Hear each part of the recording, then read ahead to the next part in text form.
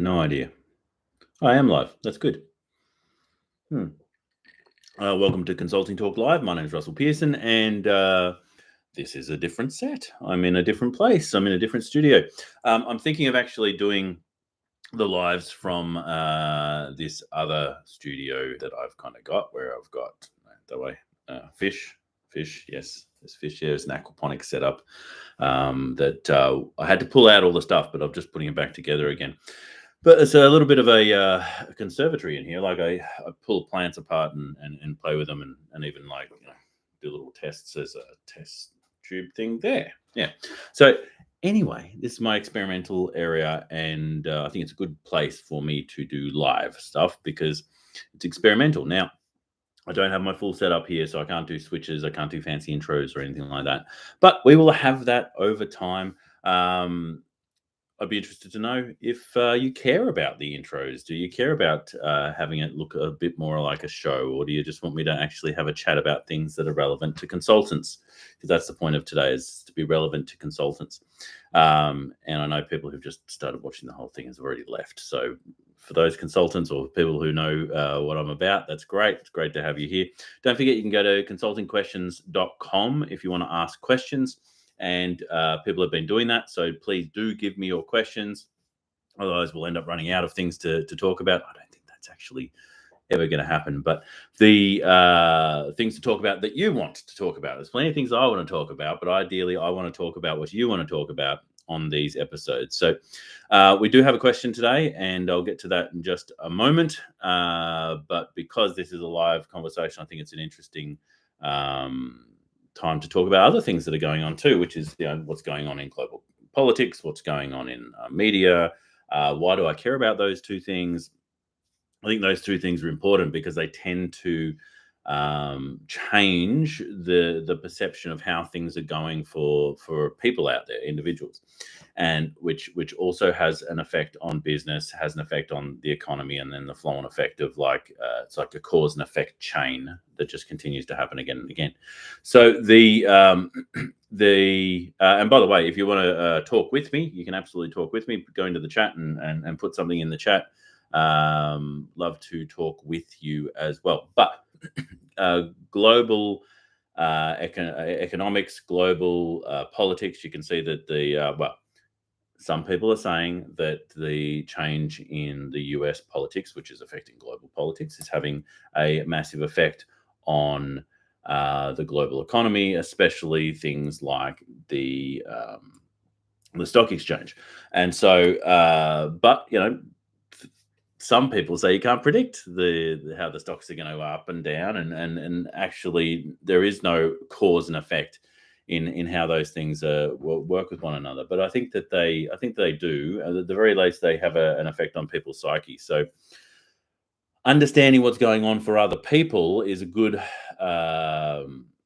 concept for you to understand what's going on in the world around you. In other words, if I'm working with a corporation, or I'm wanting to work with a corporation, doing my consulting services, then I need to understand that, number one, there's going to be decision makers in that organization who are going to be saying, all right, how are we going to change strategy? But I think people overthink or miss the opportunity to understand that the corporation is made up of individual humans, right? Individual people.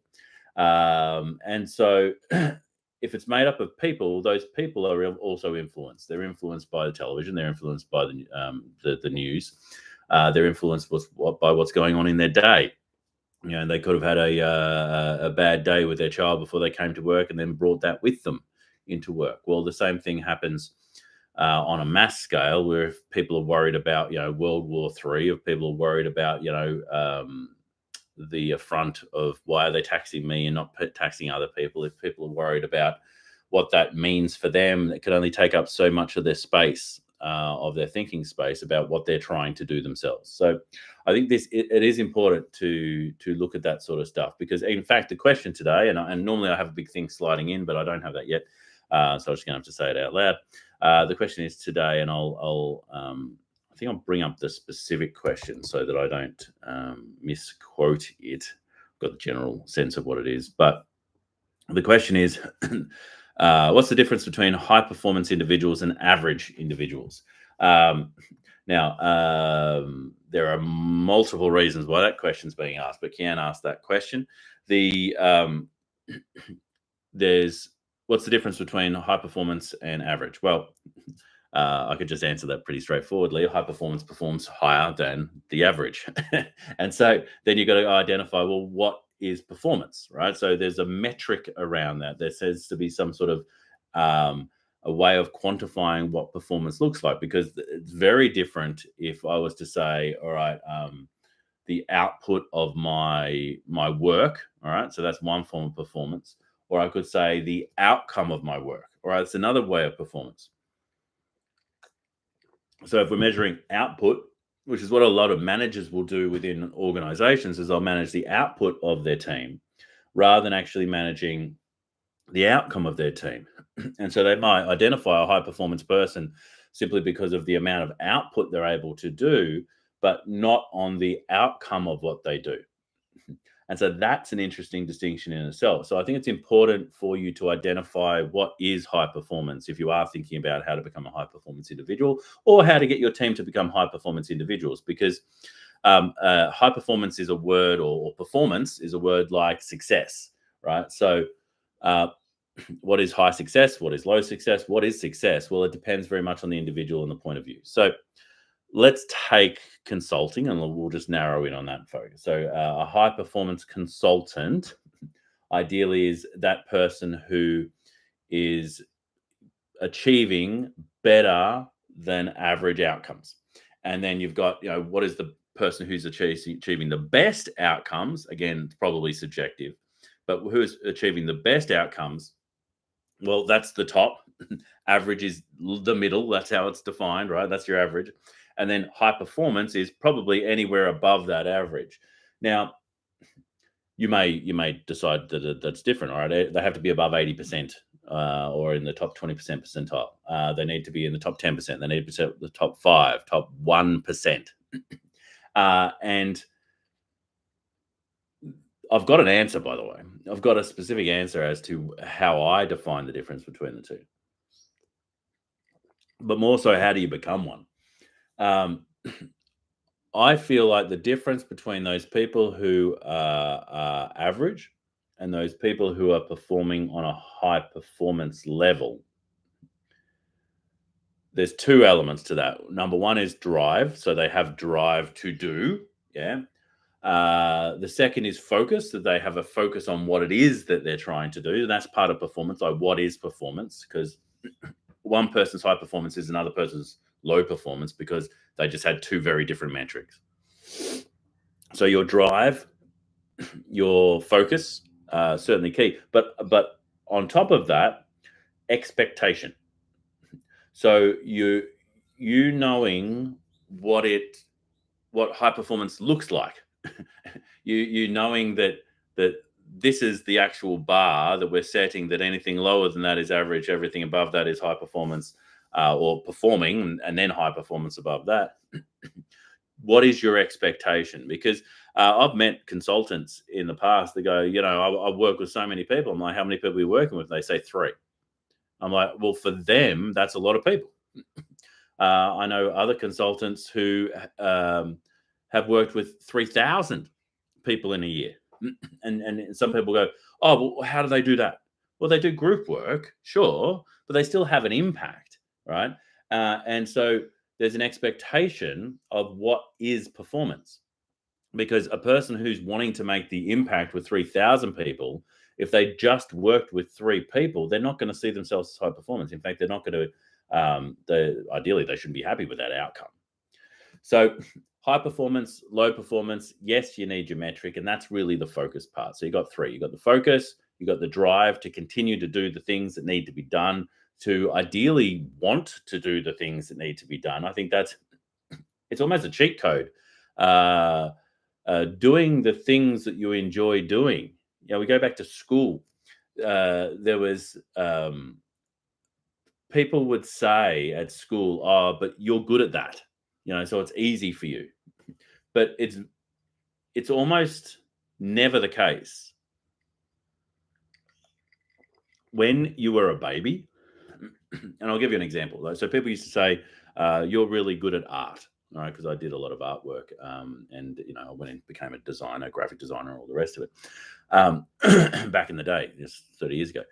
So at that time, people would say, "Yeah, but it's easy for you because you're good at that or you're talented." Well, no, I started from the same place. I was a baby, right?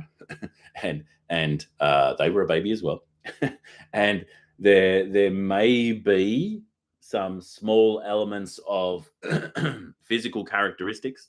Um, there is IQ. There's some elements of that actually come into it. Obviously, there's chemicals that can implement those things. But the biggest determiner of someone becoming good at something is that their enjoyment of it. So I enjoy something, therefore I do it more often, therefore I win more often, therefore I enjoy it more, therefore I'm in a perfect practice cycle. Like I'm continuing to improve. And so if you look at those high performance individuals in the area of expertise where they enjoy it and they've always enjoyed it, it almost seems like an unfair advantage. And so I know Kian's asked some other questions, and I'm not necessarily going to touch on them too much here, but one of those questions is like, how do you know which is the goal that you should be going for? How do you know which goal is the goal you should be willing to put up with or put up for the pain with, and whatever it might be? And on one end, there are things that we do from discipline because we know that we're going to get an outcome, but we can't do just discipline for our entire life if we want to be a high performance. Otherwise, we'll just end up being average. So bringing in the element of the thing that we enjoy, bringing in the thing that ideally we've become good at because we've enjoyed it over the past is a real focus for our goals. I think if you want to be a high performance person, then identify the things that you perform high in, and then it's going to be much easier. Now, if you've chosen consulting because you didn't like consulting, which is probably unlikely. If you've chosen consulting because you're not good at consulting, again, which is probably unlikely, then it's gonna be a hard road to travel, right? It's gonna be very difficult for you to continue to push and push and push and grind and grind and grind. And that's where sometimes I speak to these new consultants and they're going, "Oh, it's just so hard." It's just like, how am I supposed to do this when I've got to do all these other things as well? Well, there's that old adage: if you love what you do, you never work a day in your life. Well, it kind of plays into that same idea. Like, why did you choose consulting if you don't like it? If you enjoy doing it, it's probably things that you're going to be doing the research on. You're going to be learning about and understanding about outside of the work day. Understanding that we should also have balance in life. I think that's part of continuing to be a high performance person, is not falling out of love with the thing that you're doing, because and the way to do that is by turning it into a grind. There's ways to grind yourself into stagnation. There's a way to grind yourself into average. And rather than push, push, push, I think stepping back and just rediscovering the joy for what you got into this business in the first place for is a key. But high performance is really those three elements. You got to have a focus. What is the focus for your high performance? What is the thing you're looking to perform in? If you know what that performance is, then it's about the expectation. What does good look like? What does great look like? In fact, Alex Hormozi talked about this in a relatively recent episode of the things that he does, where he talked about, I think, a colleague came and spoke to him, and he said, "Look, I'm doing all this social media stuff. I'm doing a lot of output, but it doesn't seem to be getting me a lot of input. I'm not getting a lot of results." And Alex asked him how often he's doing. He goes, "Like, I do 17 posts a week." And then Alex goes, "Oh, okay. We're doing 3,000 posts a week." And he goes, "Oh, okay. Now I get it." Like, he now has a new expectation. Because he had that expectation, it changed the way he saw the job. And so you got to have a focus. Where am I going? You got to have your expectation. What does good look like? What does great look like? What does the world best look like? And that's a little cheat as code as well. Identify who is the best at that thing in the world and use them as a yardstick. Use them as a measuring stick for identifying what are the ways that I can achieve that. And don't think like, well, I can't achieve it, because that's an example of someone who can. You go, and again, back to the point I was saying before, you can't just say that, like, oh, well, I can't achieve that because of these certain reasons. They had the same opportunities from a child. They just spent time before you doing the work to get good. Um, this fantastic other speaker. It's like in the speaking association that I'm a part of, called Vin. Fantastic speaker, and he has just gone on Diary of a CEO. Amazing. I'm so jealous of his results because he's like so cool. But I'm not jealous of the work because he's put in so much work, and so it's in understanding that he didn't just jump onto that episode. He didn't just get into that space. He didn't just get 2 million people following him. He did the work. And what was the work? Well, it was like decades of him learning magic and learning performance, learning voice, learning to become a professional public speaker, learning to become an educator. All these things like compounded or added up to his ability to be a high performer now at a global level. And the thing that I think, especially with him, is he understood very, very clearly that it was becoming a high performer is doing things that most people would seem unreasonable or believe to be unreasonable. And it's because most people see it to be unreasonable. They just have a different expectation. They just have a different understanding of the input that needs to be achieved for the output to happen. So you got focus. What are we trying to become high performance in? You've got the expectation of what is good, what is great, what is world class. You know what that is. Average is just the middle, so you don't need to measure the average. And the drive. Having the drive to continue on. Now, again, a cheat code on the drive is to enjoy the things that you do and lean into them. It's not all about play, but I love educating people. And so people will often say to me, God, you're doing a lot of stuff. You're doing a lot of these episodes. You're doing a lot of workshops. You're doing a lot of coaching. Your programs have a lot of people in them. But it's not that I don't see it as a lot. I see it as I'm just getting started. I see there's so much more opportunity, and I feel like I'm actually playing small compared to the people that I measure myself on. And so the question then becomes, what are the things that you enjoy doing? What are the elements that you actually that you love and do drive you to actually work hard? I did a post on why this week. And the thing that I pointed out is that so many people spend and waste and procrastinate on time trying to discover their why. And why for me is an unnecessary component. And in fact, I've always been cynical of Simon Sinek. I think it's a why is really a categorization or a definition of your ambition or your drive, right? So we've already got drive. When we started as children, we had things that we enjoyed doing. And if you've got things that you enjoy doing, you're going to continue to do them. And you'll become better at them, which means that you'll get that reinforcing thing of now I'm getting good or now I'm winning in this space. So the dopamine rushes come through. So you don't need to, maybe to go, all right, well, I've got this drive to do something. Now I want to refine what the outcome is. All right. I think that's focus, not why. There's a lot of people who are going, well, I'm going through life and life is just average. And I want to be like these great people. And they've got no reason to be like these great people. They actually don't have any drive to be like those great people. They've just got jealousy, or they've got this concept of that there's like something greener on the other side. The people who you see doing crazy, amazing things, whether it be mrbeast, Alex Hormozi, whoever, Elon Musk, doing incredible things, it's because there's no other path for them. They would feel weird if they weren't doing those things. They're not having to just focus on discipline.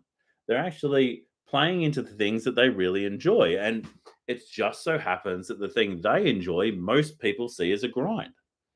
The categorization of work, like I'm doing work now, is one of the steps that actually takes something we love and destroys it.